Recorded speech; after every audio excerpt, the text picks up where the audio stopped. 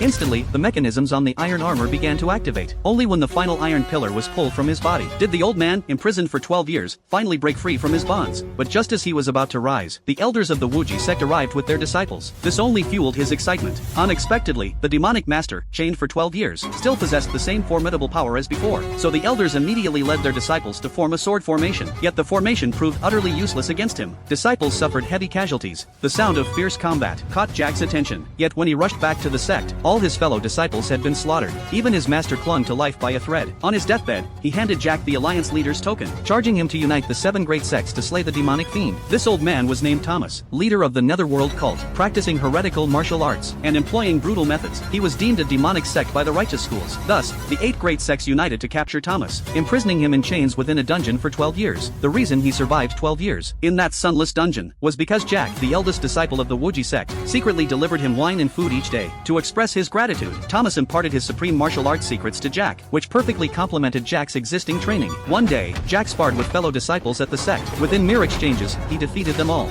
Just as Jack basked in his triumph, he suddenly realized the key in his pocket was missing. This key was the very one that unlocked the mechanism on Thomas's body. And now, this key was in the hands of an enemy. It turned out that just days prior, enemy tribesmen had launched a sudden, large-scale invasion. Jack had led the charge to resist the foreign foe, but strangely, a woman had fought him for only 1 round before fleeing. Then, the enemy army had abruptly withdrawn. It turned out the enemy tribe's goal was not to attack the city, but to steal the key from Jack. Soon after, the enemy prince arrived at the main camp. They sought to ally with the Netherworld cult to annihilate the 8 great sects. At this moment, Jack, seeking vengeance for the Wuji sect and his master, used the Alliance leader's token to summon the leaders of the 7 great sects. However, after gathering all 7 sect leaders, when Jack rushed to the scene, he discovered they had all been slaughtered. Then a cloaked figure leapt down. Jack recognized him as the newly freed Thomas. Moreover, when the person behind Thomas removed their mask, Jack discovered that the mastermind behind it all was